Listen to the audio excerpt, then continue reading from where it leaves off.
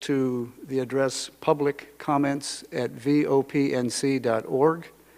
That's publiccomments@vopnc.org. And those comments will be read by the clerk or myself, potentially, at the end of our regular meeting.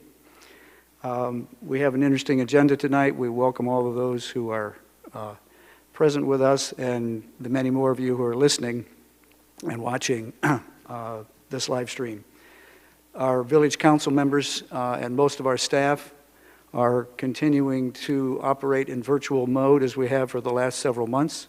However, with me in Village Hall tonight are Village Manager Jeff Sanborn, our clerk Kelly Chance, members of our technology crew, and a few. Which includes the budget for FY22 and a 5-year plan beyond that. This week, we're working pretty hard studying the individual department budget requests. And I want to comment on a little bit about the assumptions that are going into this budget, particularly with regard to tax rate.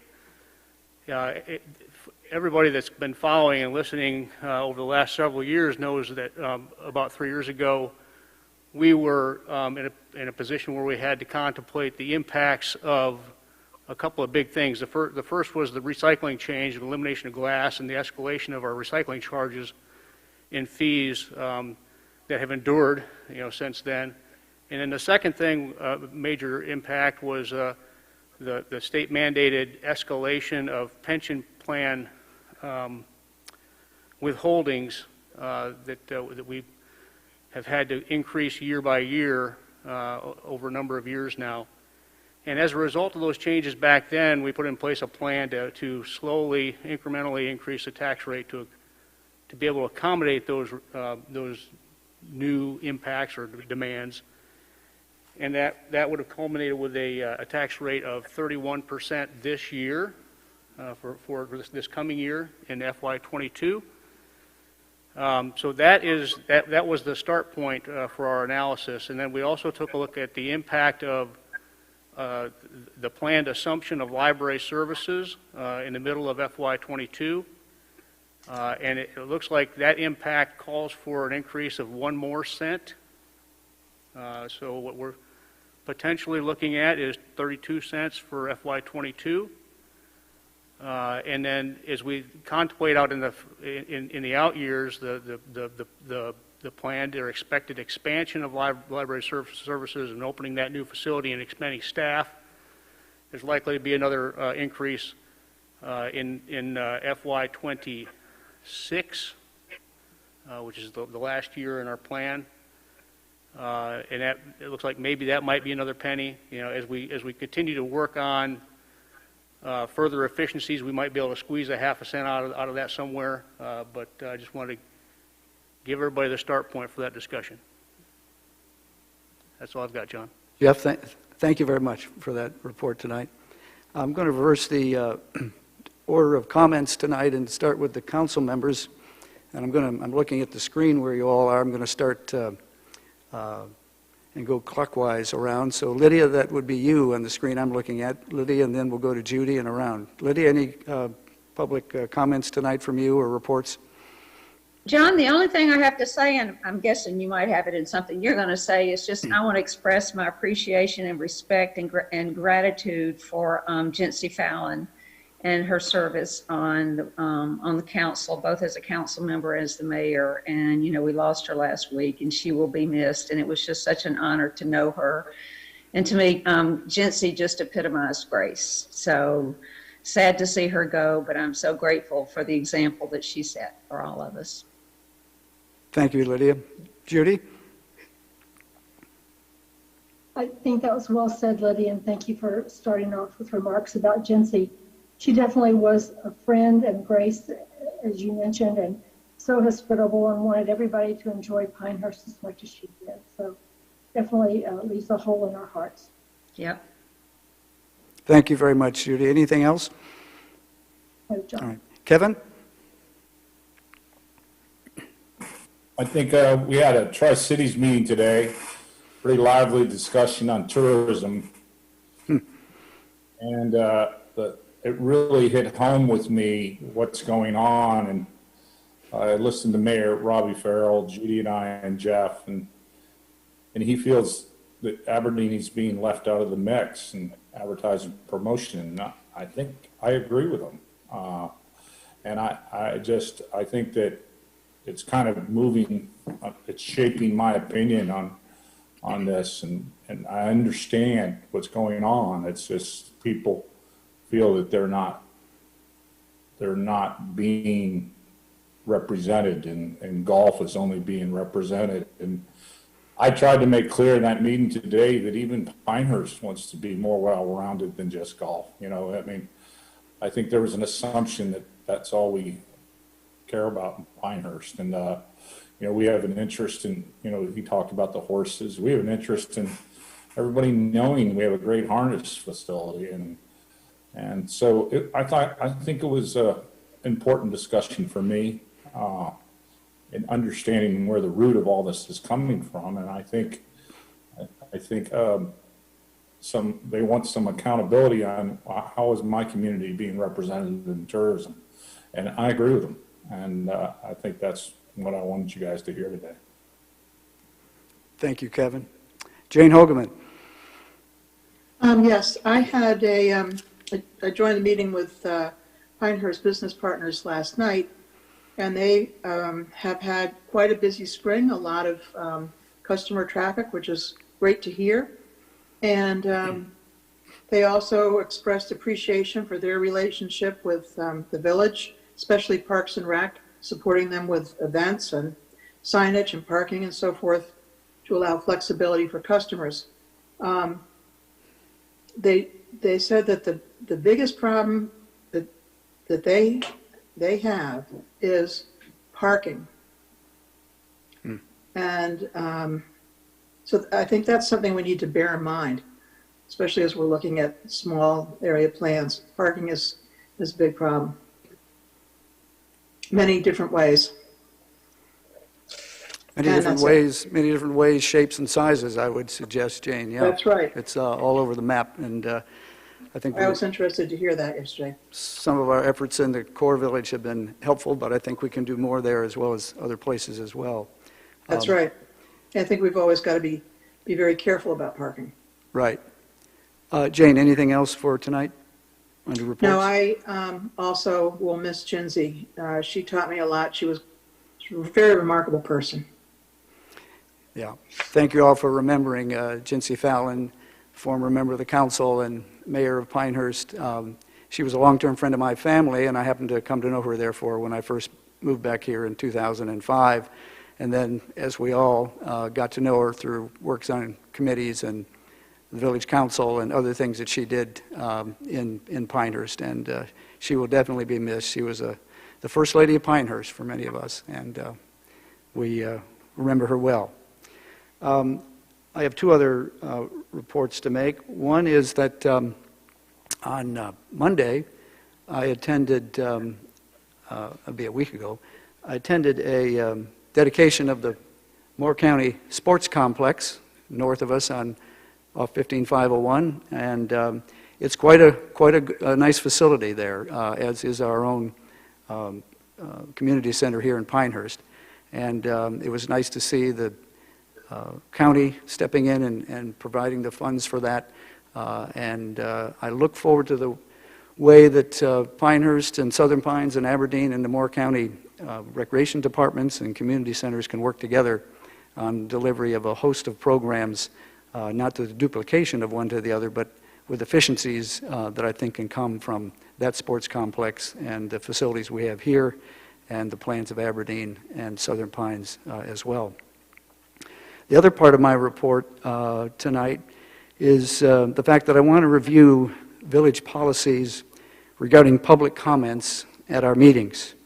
And I want to reflect on such comments that we've had at some of our recent council sessions. The public comment period, which the council holds at the end of every regular meeting, promotes transparency and open communication between our council, the village staff, and the citizens of Pinehurst. Public comments help the village to be more responsive to the concerns of our residents. While state law only requires the council to provide public comments once a month, it has been the long-standing policy of the Village Council of Pinehurst to exceed that state requirement by providing for public comments at the end of every regular meeting. We believe this is good policy and that it should continue. The same state law, which is GS 168-81, authorizes all city councils in North Carolina to adopt reasonable rules governing the conduct of the public comment period. Some of those rules include fixing the maximum time allocated for each speaker, and our longstanding policy has been 3 minutes per speaker. Allowing for designated spokespersons to speak on behalf of large groups, supporting or opposing a particular local matter being considered by the council. Providing for the maintenance of order and decorum. Public comments should be directed to the council as a whole and not to individual council members. The council encourages every speaker to be respectful and courteous to others and to refrain from engaging in personal attacks and disparaging comments while speaking. Audience members should also be respectful and not interrupt speakers who have the floor. State law recognizes the importance of maintaining order and decorum during our public meetings, and therefore authorizes the mayor, if necessary, to remove any person who is disrupting or interrupting the meeting at hand. Finally, the council encourages every speaker to focus their comments and matters that are within the authority and the jurisdiction of the Village of Pinehurst. Local government units like Pinehurst have no authority to make or change federal or state laws. No authority to make federal or state laws. Speakers who wish to comment on such matters are encouraged to direct their efforts to the appropriate state or federal forum. Furthermore, the Village of Pinehurst is a municipality in the state of North Carolina. Village government intends to abide by the laws of the state. Council members take oaths to defend the Constitution of the United States and of North Carolina. To that end, village government has been following and enforcing the governor's executive orders related to the COVID-19 pandemic. And now I want to read from Executive Order 195, dated 24th of February 2021, with respect to the governor's orders on the COVID-19 pandemic. This is Section 2 of Order 195. Face coverings. For the avoidance of doubt, this section generally requires North Carolinians to wear face coverings in public places, both indoors and outdoors. This section also authorizes law enforcement to enforce face covering requirements against individuals who fail to wear a face covering outside of the home without any applicable exception. For the reasons and pursuant to the authority set forth above, the undersigned, that being the governor, has the orders as follows. Face coverings are required in public places. For any place outside the home, including but not limited to businesses, schools, and other establishments and spaces, face coverings must be worn indoors if anyone else is in that space who is not a member of the same household. These requirements shall apply to all people at least 5 years old. So, I've summarized now our policies regarding public comments, as well as the governor's orders regarding the wearing of masks and the enforcement thereof. I would also point out the Village Council later tonight in the work session will be reviewing these policies and the potential enhancement and further definition thereof. That concludes my comments. I will now ask the village manager to, I'm going to make one exception to the motion on the consent agenda, Jeff. I note that the audit contract has been included in the consent agenda. We also have a separate motion for it. And I believe Brooke is here and could comment on the contract if there are questions from the council. Is that correct? That's correct, John. As we were looking at what we had for the council to contemplate today, we were looking at ways that we could streamline this meeting, and we thought it might be appropriate to put that recurring contract in the consent agenda, but also recognize that you may choose to pull it out of the consent agenda and discuss it. So we tried to accommodate both those. Appreciate that. My recommendation is we pull out the audit contract, item number C, in the consent agenda. Would the council agree to that, and we'll treat it as a separate item under item number 5, agenda item number 5 tonight? I see nods from the council members, so I think we'll proceed on that basis. Which then leads us to the approval of the consent agenda, which would then be items A and B listed on the agenda. Is there a motion to approve the consent agenda? I'll move to approve all the items listed under A and B and considered routine on the consent agenda. Motion by Jane Hoagland. Thank you, Jane. Is there a second? Second? A second by Judy Davis. Thank you very much, Judy. All in favor of this motion, please signify by saying aye. Aye. Aye. Any noes? Motion carries unanimously. And we'll add that into item number 5, agenda item number 5. That brings us to agenda item number 4, which is a discussion and consideration of Ordinance 21-06, the proposed amendment to the Pinehurst Development Ordinance. Jeff Sanborn. This is obviously a continuation of this agenda topic over, I think, 3 meetings now. You had the opportunity to take your public hearing on the subject at the last meeting and have had some time to contemplate and garner further input, I'm sure, from the community and contemplate what this means for us and what's appropriate. So the opportunity is here for the council now to consider adopting this ordinance change. Of course, you don't have to make that decision today either, so there's certainly no hurry, but the information is there for you. Good. I think we'll hear from Darren, no doubt on that, and I just wanted to point out that as the council readily knows and has been actively studying the comments we received at our last meeting and responses from the staff, they've been very, very busy on this particular item for some time. So, Darren, I think you'd like to address where we are now from where we ended up on March the 9th, and please guide us through those comments. Thank you, John. We will, I'm going to do a brief, surprise, a little PowerPoint presentation on where we are and where things are going. I'm joined tonight by Alex Cameron and Kathy Lyles. They're in separate rooms, so we're able to communicate and deliberate this a little bit with you, where we are on the proposed buffer ordinance. So let me start my presentation, if it will. I'm going to share here. Hold on 1 second. I'm having technical difficulties.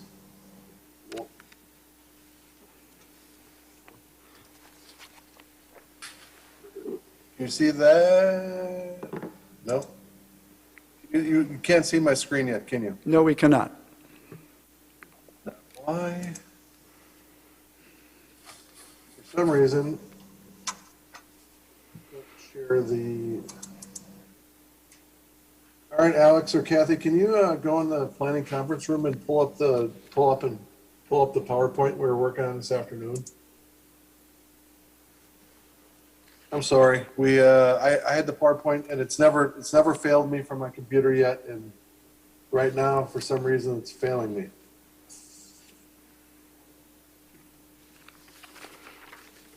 So where we are at, I'll give you a little bit of a brief background, and maybe I can download the memo.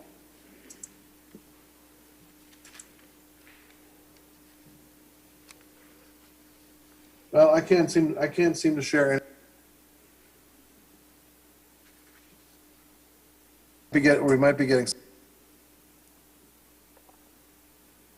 Yay. You can see that part. There we go. Good memo. Excellent. All right, let's start with the memo. So since the last time, as you know, we had the public hearing on March 9th. we received a number of comments, and we got some feedback from. Darren, might you be able to expand the size of that document?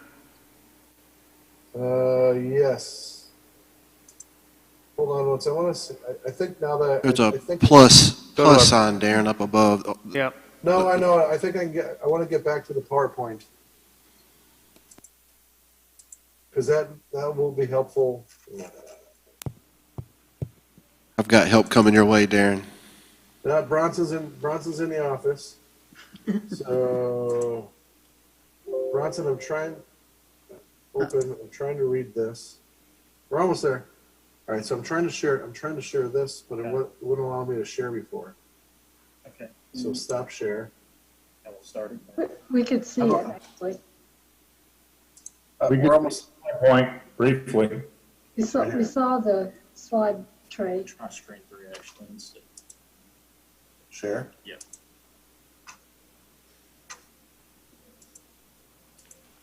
All right, you can see that. There you go. Hey. All right. Sometimes the screen one looks better. Yeah. Well, it wasn't allowing me to share it at all before, but now we're good. All right. There we go. All right, the proposed buffer standards ordinance. What we're doing is a continuation of the discussion that we had on the 9th, and it's proposed text amendments to section 9.5, 9.14, and chapter 10 of the Pinehurst Development Ordinance, and it really addresses landscaping development standards. 9.5 is kind of the more generalized version of it. 9.14 gets into the single-family development process, and chapter 10 is where our definitions are. And you can see that we're proposing to make some changes. In order to implement this ordinance, we have to change some of our definitions. The proposed text amendments to section 9.5, 9.14, and chapter 10 update that again. This repeats what we previously said. 9.5 will provide for the purpose definitions, clearing and grading. That's where I highlight where I underline clearing and grading as a significant change from what we had before. And permits tree survey requirements, tree removal standards, tree preservation credits, tree removal exceptions, and violations. Section 9.14 actually establishes the buffer yard requirements for single-family development versus existing tree requirements. And as we get into the discussion later on here, this is where, all those ratios that we have for side yards, rear yards, side street, front, rear, and all that, that's what establishes the overall ratio and the number for how many trees have to be in those lot areas. And based on some of the council discussion and some of the comments that we heard, we might be off. There might be some concern with some of that ratio, especially on the front. Then there might be concern with how we have them spaced for new plantings, and trying to allow some flexibility and spacing, flexibility in the spacing requirements to allow additional groupings. So we'll talk a little bit about that later. Chapter 10 again. The most significant change is relative to the definition of development, which we're proposing to adopt the statutory 160D definition. Objectives, again, to enhance the current landscaping buffering requirements within the PDO in line with the recently adopted 2019 comprehensive plan. Really what this does is create buffer yards for developments. It helps to maintain our tree-lined streets. It updates the landscaping standards for single-family development. When I say it updates the landscaping for single-family development, when people talk about the ordinance and how we have it set up, we currently have a landscaping ordinance for single-family development, and we'll get to it on the next slide. But so it's not the concept of landscaping or buffering is not new for single-family. We currently do have that standard in place. I think what's significant in what we've done with our particular ordinance proposal is to allow the credits for the existing qualifying trees to meet the landscaping requirements. And this credit we think it's innovative. We think it provides a great amount of flexibility in how, in giving you credits for not having to plant trees on your lot. And we give you, the larger the tree that you have, the more credit we're going to give you. So we think that's a very good and innovative part of the ordinance. And I underline this for emphasis. Tree removal can still occur under this. There's nothing that prevents you from removing the trees as part of development. What the ordinance does is it creates a standard for development. So when you come in and you need to get a development permit for us because you're doing a development activity, we're going to take a look at it and see how this ordinance applies in that situation. Here are the current landscaping requirements. Again, as I've stated before, we do have a current requirement. You look at the R5, R8, and R10. Those are smaller lots that you're required to have 4 trees. R10 is probably where we have the lion's share of the lots in the community. Then you got the R15, R15, R20, and R30. That's 8, and then R210, the large, the more ETJ size, 16. We also currently have the foundation requirements, where you have to have foundation plantings around your entire house, and then we require your mechanical units to be screened. The approach, again, this approach, we think it's a relatively simple approach. We simply look at the yards. If you look at the diagram on the right side, we look at every development and we divide it up into different yards: the front yard, side yards, and rear yard. And what we do is we do a simple calculation, and we say that based on the calculation that you have, if you're 100 feet, if you're a 100-foot yard, you apply a 15-foot standard to it, and that's the amount of trees that you have to have in the front yard. And then the ratio changes in the side yard. I think it's 1 to 35. I think it's to 1 to 20 in the rear yard. So basically, it's a pretty straightforward, simple calculation to do. It establishes the overall number of trees that have to be in that yard. And then there's a maximum spacing along that yard to try and preserve that buffer requirement. The credit is where things get a little bit more interesting, in that we then allow, in order to incentivize retaining that existing more mature vegetation, we allow existing trees to be grouped and spaced differently than we do with the new planting requirement. We also, along the frontage, we currently allow a credit of 20 feet for the driveway allowance. Here's the approach again. We adjusted this. This has adjusted based on some comments that I think we got from council. We started with a front buffer yard. We had side and we had rear buffer yards. There was some concern about what does that mean on a corner lot? So we simply identified a side street buffer yard, which, as you can see on the diagram to the left, showing what that side street buffer yard, what it looks like. It's along the street, so it retains the same ratio as the street yard buffer. And again, as we'll get later into the conversation, if council thinks that 1 to 15 is too much, it's a ratio that can be adjusted. All these ratios can be adjusted. These were the ratios that we put something up. We looked at the 1 to 15. We thought the 115 would create that street line, that more heavily street lined environment. So that's why we went with that 1 to 15. Again, staff is open to any approach. We just need some solid direction and a consensus from council which direction to go. The approach, in order to incentivize retention of existing mature vegetation, the proposed ordinance allows an applicant to receive credit for the required number of plantings for existing trees. And I think we've talked about this ad nauseum at times. We have a pretty good credit system in here, and credit will be given for any trees preserved that are greater than 16 dBH at a rate of 1 tree per every 4 dBH. So again, the larger the tree that you have, the more credit that we'll give you. The ordinance will give you. Clearing and grading. We just left this in here because this is a really significant slide. This is a significant part of the ordinance that we're going to be. If you have a vacant piece of property, you want to come in and clear cut. Again, you can clear cut all to your heart's desire, but you're going to come in. You're going to get a clearing and grading permit, and we're going to make sure that those buffers are retained. Because once you start, when you start clear cutting like this, you're starting to open up for development adjacent to you. They're no longer buffered from this development or from the road or things like that. So that's why when we talk about starting to buffer other areas because of a vacant lot like this, because the adjacent properties are impacted by the development of this property or by the clear cutting of this property. That's why we have that standard in. What the ordinance builds in, it says that if you have an active subdivision plat coming through, or you have a major site plan or minor site plan come through, that will take precedence over something that we don't have an active application in for. So I know we'll probably have some discussion about that later on.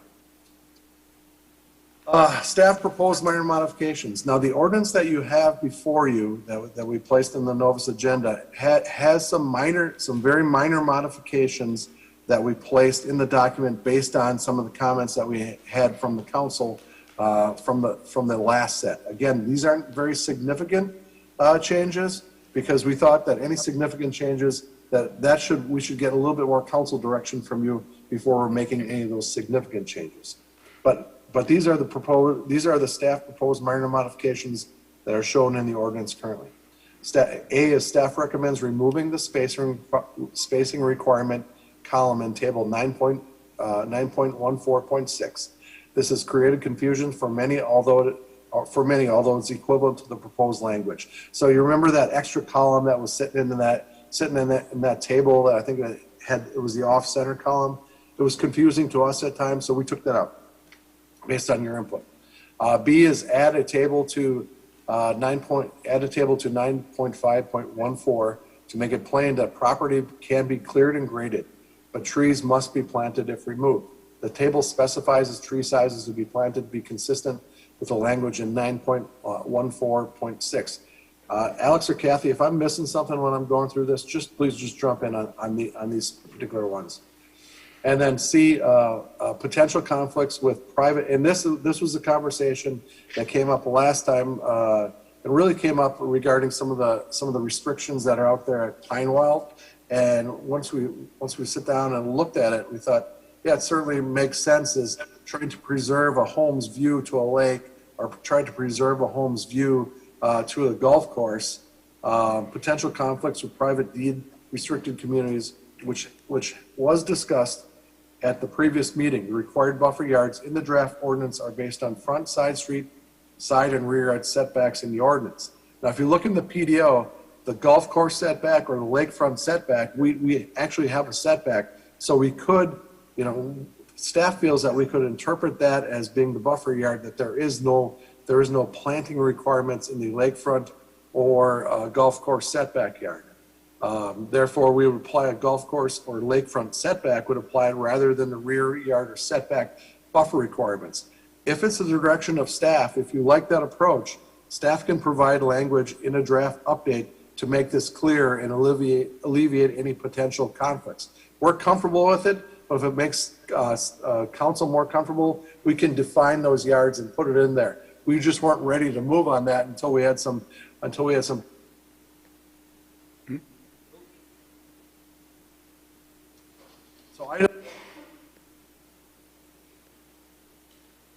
And this is where we really think that we need some additional, if council desires to change or make some amendments or changes to the proposed ordinance draft, these are kind of the areas that, based on some of the feedback that we've heard in the public comments and some of the comments that we've heard through council discussion, these are kind of the areas that we felt we might need a little bit more direction from you. The tree spacing and grouping. The whole tree spacing and grouping discussion, should we allow more flexibility? And this really comes into play for new plantings. So should we give more flexibility in spacing and allow more grouping when trees are now being planted? Give that the same consideration that we do for preserving trees. And what this would do is, I know there's been some concern about preserving some view vistas on the front of the house for design and architectural purposes, and that would meet some of those concerns if we built in that flexibility. It significantly changes the ordinance, so we need council direction on that to move forward with that. The street frontage ratio of 1:15 on the single driveway credit, if you want to up that to 1:20 and 1:25, we're fine with having that discussion. We just need to make sure that, again, council's on board with adjusting that ratio, because by adjusting that ratio up, you're going to lose some of that heavy tree-lined street along the front of a property that you see in a lot of this community. The other conversation point that we've heard is regarding the required types of plantings. And right now, the ordinance still has 50% of the required plantings being longleaf pines. Given that there's a heavy emphasis on the longleaf environment, eco environment, and trying to preserve the longleaf pine based on our comp plan discussion, that's why we are at that 50% of newly required plantings. If we want to pivot off that, that's fine. We can change that. We just want to make sure we have council consensus to change that. The tree survey, I think there was some discussion on us just being able to remove the tree survey requirement. But because, when somebody comes in with a development plan, they're going to have to show that they comply with a development plan or a landscape plan. So I think we can work with not having an actual tree survey requirement. And then I think we had this from last time, trees removed in violation. We were proposing that compliance with this is simply you have to comply with the ordinance requirements. We weren't trying to be more punitive or anything like that. We were just trying to make sure that if you're removing your trees in violation, we're going to send you a notice. You just have to plant what's required by the current ordinance. So council action, council held the required public hearing on March 9th and received comments on the proposed ordinance. We're willing, we've looked over the ordinance or over all those comments. We've tried to make some adjustments, but we're fully prepared to go over any of those comments, any of those comments that were submitted, and there were some good comments submitted. Council at this point can adopt the proposed ordinance, can reject the proposed ordinance, can recommend additional changes to the ordinance. Again, if you're contemplating significant changes to the ordinance, then council should we would recommend council reschedule consideration to a future meeting. Then lastly, I guess the staff's recommendation is if additional significant adjustments are desired to the current draft ordinance, staff recommends delaying action until April 27th at the very least to allow for an additional work session to occur on April 13th. If we're going to go that route, staff really needs clear counsel, and when I say counsel, it's the big council, it's the council as a body. We need some consensus on which directions that we're going to go with such amendments. And Alex or Kathy, do you have anything to add at this point? I would like to just add, as we kind of work through and gain that clear council direction, especially through those topics that are outlined in the memo and are A through E, I believe, once we get into more discussion here tonight with that, staff can better address the language in the memo and, like, say, for example, the tree spacing and grouping, what comments we felt like we heard from council and members of the public we think can be addressed and or alleviated with one of the options that you could consider with that subject criteria.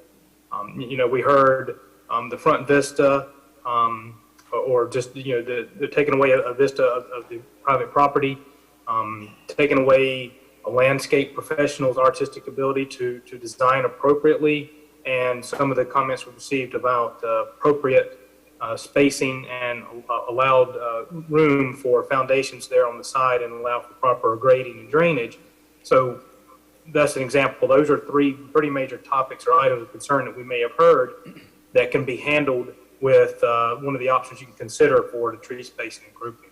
So that's just an example. The spacing or the tree requirement for the along the linear feet of frontage of roadway, that kind of speaks for itself, and the driveway credit, or at least a single 20-foot driveway credit, they kind of play in together. So as we work through and gain that additional feedback and direction from council, we can better and get more detail about why we think each one of those items can address some of the concerns that we've heard.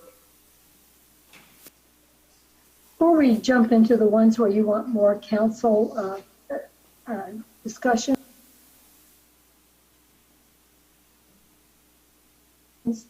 Hang on, Judy. This is with clearing and grading. Judy, Trees must be, Judy, this is John. We were missing part of the audio video here just in the last minute since you began to speak. You're back Okay. now. Would you mind starting from the beginning then, please? Sure. I have before we jump into the things that you want council direction on, I just have a question about one of your minor modifications that y'all are proposing on the first page of your memo, Darren, point B at the bottom there. A table has been added to 9.5.1.4 to make it plain that property can be cleared and graded, but trees must be replanted if removed. Is there a timetable associated with this clearing and grading? Because some of the things that I've heard from citizens in the past is that somebody comes in and clears a lot and then they don't build for quite some time. Or sometimes there's even a shift in ownership of the properties. Do we have any kind of timeline associated with this? I'm going to turn it over to the PDO expert, Alex. Alex, is there a time? What is the time frame on having to complete the landscape plan? Is there how many months do they have to install that, or is it that they have to provide us with a bond until it gets installed? So what we would do, in reading of this, we're creating basically a development permit. And so the clearing and grading, by meeting the definition of this proposed draft, you would require a development permit. So we do have a term of a development permit that would be open basically for 365 days, and until at which time you need to come into compliance and close it out, and then we do the final zoning inspection, which would mean you are in compliance with the submitted landscape plan or application that you provided us.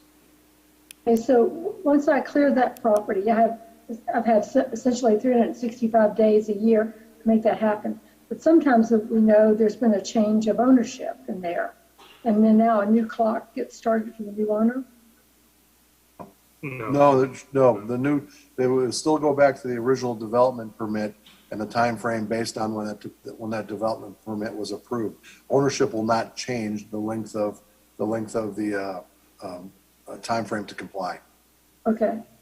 All right. Thank you. Appreciate that. I wanted to follow up on Judy's. What if no development is going to occur? That means they don't get a permit, and they just go in and cut down their trees. They're still required, and that's where that's the significant change with this ordinance is if you have to come in and you have to get the development permit that shows compliance with the buffer yard standard. So even if they don't, they have to plant those plantings. So the buffer yards have to be established. So if they don't establish it, even if they're not doing anything else, if they don't establish those buffer yards, then we'll have to try and compel them to come into compliance through our various PDO means. Yeah, we do need to be careful. I'm sorry, Kevin, go ahead. You go ahead. Sorry. Jeff, go ahead. I was going to say that we do need to be careful that we don't infringe on harvest rights. That's correct. Particularly when you contemplate properties in the ETJ that may never be developed in, decades. Those property owners have the right to harvest those trees and replant them and continue that process. So, not all clearing is part of development.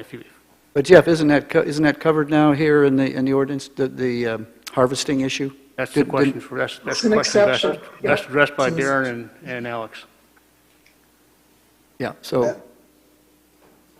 All right. Well, We're all talking at the same time. Yeah, we built that, and Kathy will jump in here to solidify what I'll say. We built the statutory exemption into the exceptions in this draft ordinance if it meets that criteria for that forestry activity. Thank you. Alex, I'm going to ask you, when you're talking, at least for me here in Assembly Hall, I'm losing your voice a little bit, so maybe you could turn up the volume or stand a little closer to that. I'm not sure if others are having that problem, but I was. Could you just repeat what you said about the harvesting then? Yes, so with the draft ordinance, we did carry over the statutory exemptions for that forestry activity. Okay, all right. I have a couple of points, and then I'll make a recommendation, or at least where I feel we stand now with this ordinance.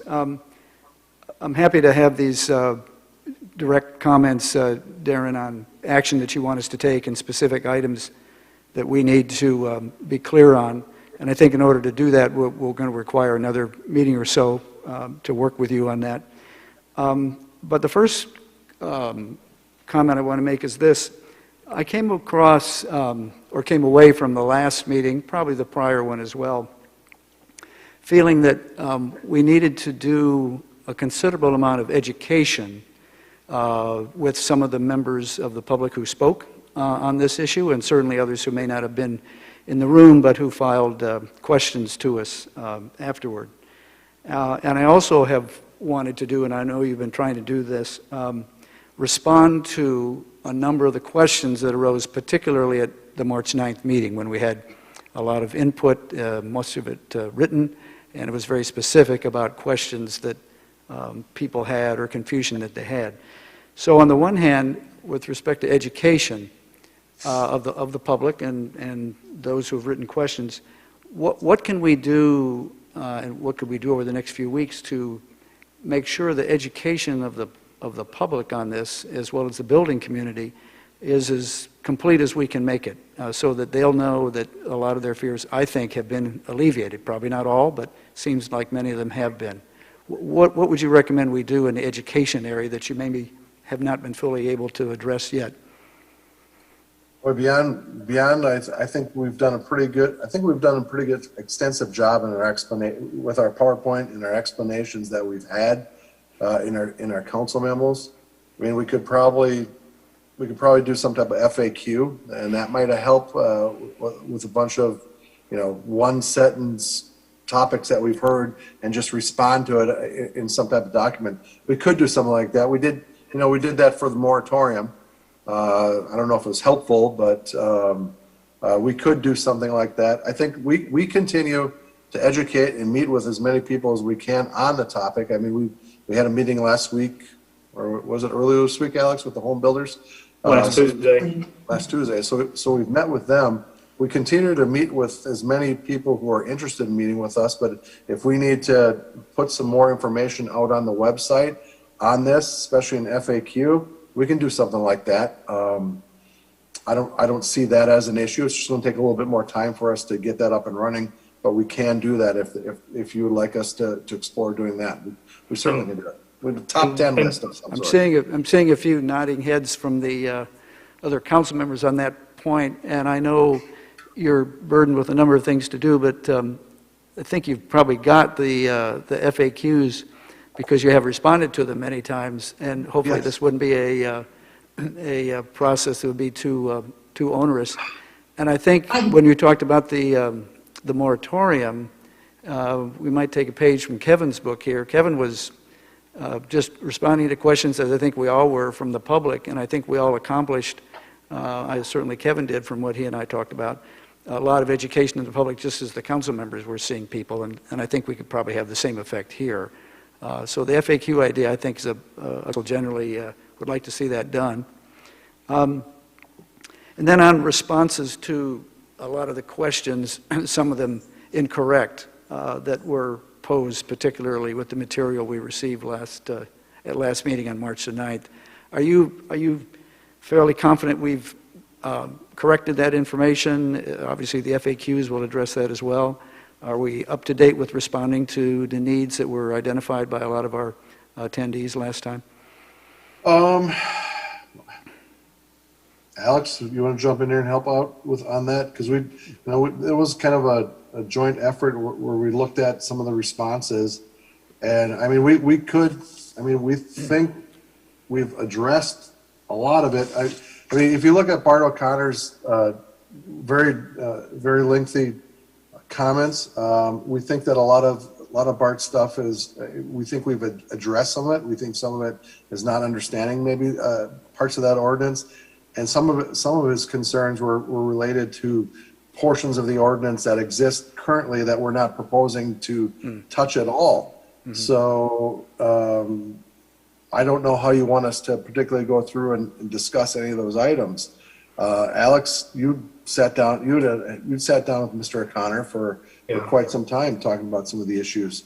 You want to go over should we go over his document? Is that what you guys want to do? I have the consolidated list of comments that we received. I mean, I can hit the really, really high spots really quickly. And, what's somewhat lost in the past two meetings that we've had is just the high level of contact that I know Darren and myself are having weekly with residents, with builders and folks who are trying to understand this, including, the hour that I sat down with Bart. And even though he sat in the meeting and I encouraged him to come and address each one of his points to you guys, we worked through 2/3 of them in the hour the day before the March 9th public hearing.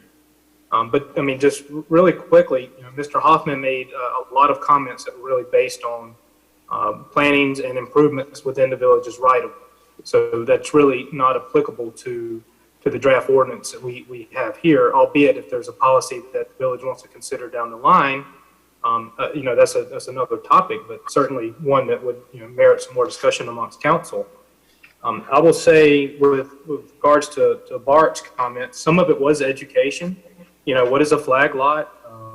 He just needed to know some of that information. Some of the more material information, why is only one 20-foot driveway credit allowed? Why half longleaf pines? Tree survey being required. Why can't a landscape designer, professional perform that? That can be addressed in all the items that we've identified that we need further direction or feedback from council on. I would say almost half of the comments are related to Section 2 of 9.5 in the current draft, which are our current non-residential landscaping standards, ones that were not part of any proposed change or discussions with this that are addressed with this draft. There was a few other comments from the builders, and a lot of it does have to do with it's additional regulations, additional cost, room for being able to provide for positive drainage on the side of foundations. Again, that can be addressed with the grouping and spacing that we've identified. As Darren indicated, we met with Paula and another representative of the Moore County Home Builders Association last Tuesday. As we work through a couple more meetings after getting more feedback from council, I think we can alleviate it as much as possible. Leo, of course, was in favor, and he gave a lot of background and a lot of history on where we've been the past 3 years now. So Bill Reeves has some extensive comments and some that are pretty good. One's a longleaf pine species requirement, at least half be that. There's another one that we've identified. So I think in gaining broader consensus from council and feedback on those big topics, aside from just the ongoing communication we're having, we will check all those boxes. Alex, let me jump in there too on the Bill Reeves, some of the concerns that he raised. It really, when you look at what he's talking. He talks about most of the lots in the village being zoned R5, R8, and R10. Most of them are R10. And there's some concern about planting in that side yard. And when we pulled some site plans ourselves, based on the ratio that we're proposing and the flexibility that you can have, we don't see those entire building envelopes on an R10 property being built up to the point where you can't put a tree more than 10 feet away from a foundation. We just, and again, we pulled a few site plans to take a look at it. So we personally don't think it's a problem. Maybe we need a little bit more discussion on that. I don't know, but we have not seen that as a problem as we look at a plan view of something from above. It doesn't look like it's a problem to us.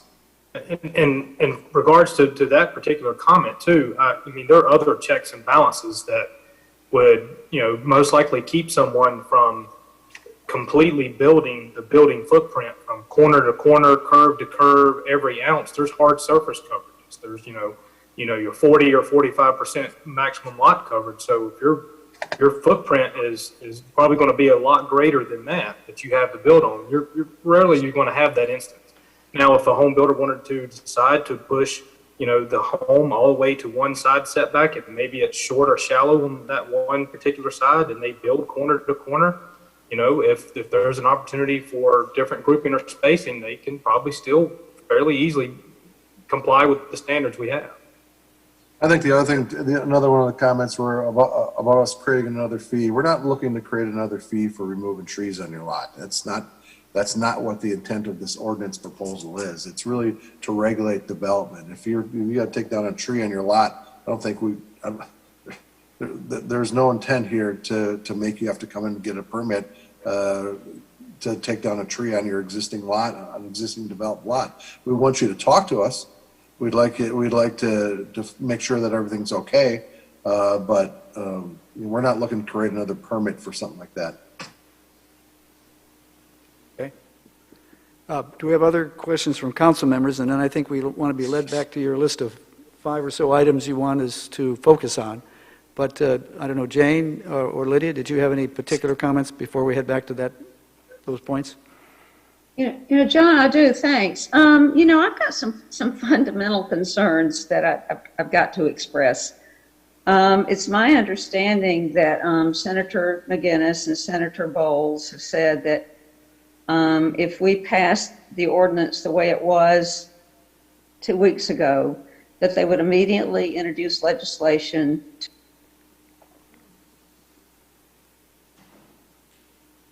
what it is they've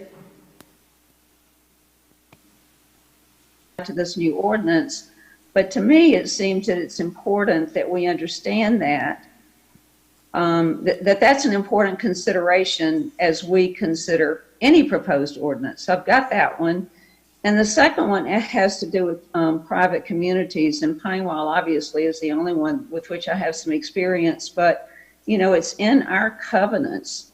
Our covenants are contract among everybody who moves in here that we have Architectural Review Board policies and procedures, and we all agree that that's a covenant among everybody who moves in here.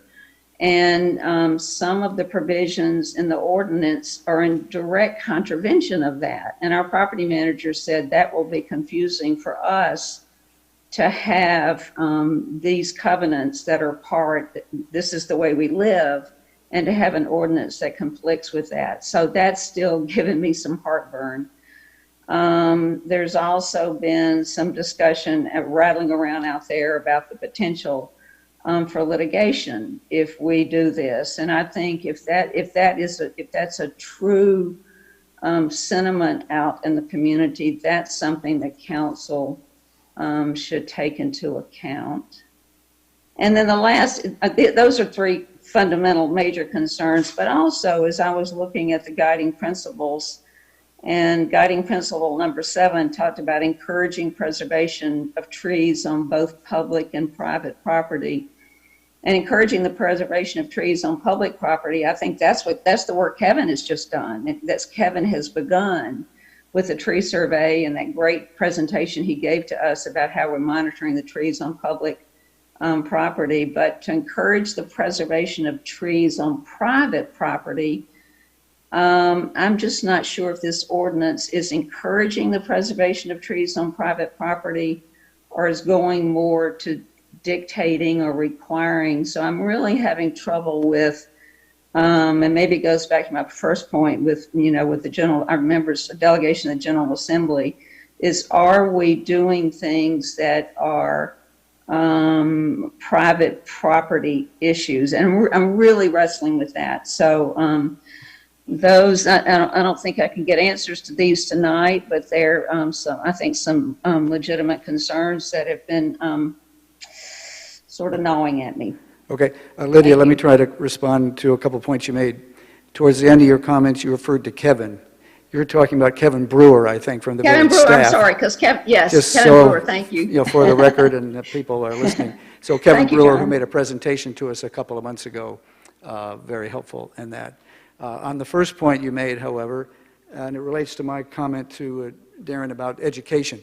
We have some education to do with our delegation to the General Assembly, and I think that is something we need to get active on now that this ordinance has been changed significantly in some ways and it's evolving along, and that's one of the things I would propose we do, which is leading me to the conclusion that we need to keep working on this through April, and Darren had a kind of a schedule up there. We might try to abide to that, but I do think we're going to need more time to work on this.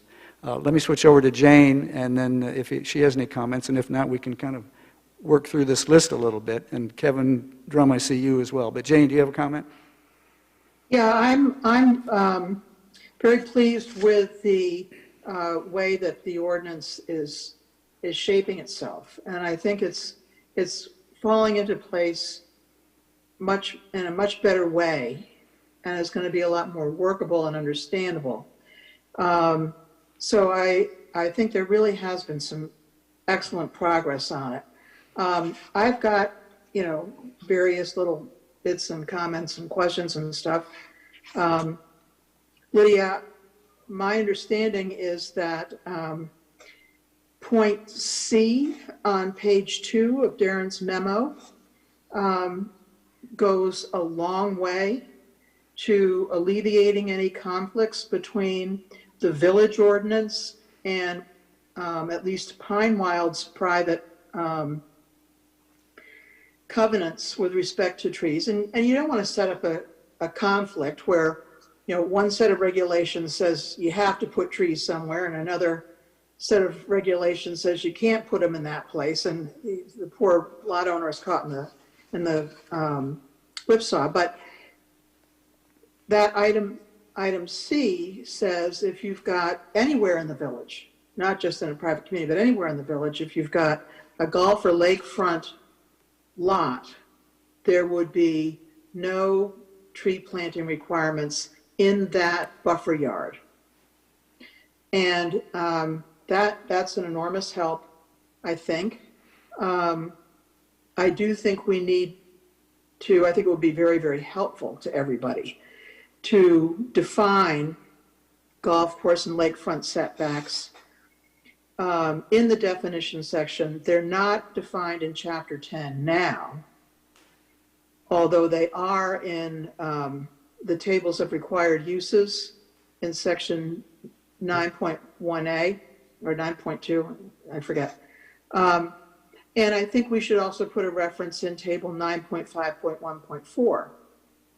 I think it's just helpful to the reader, but I think that goes a long way. And the other little place for doing something about that is on spacing for trees or spacing or grouping for planted trees. And if there's a little bit of flexibility there, then I think we can work through any potential conflict with private covenants and take that issue off the table. So I was very pleased to see this here. The other question I still have sort of floating around out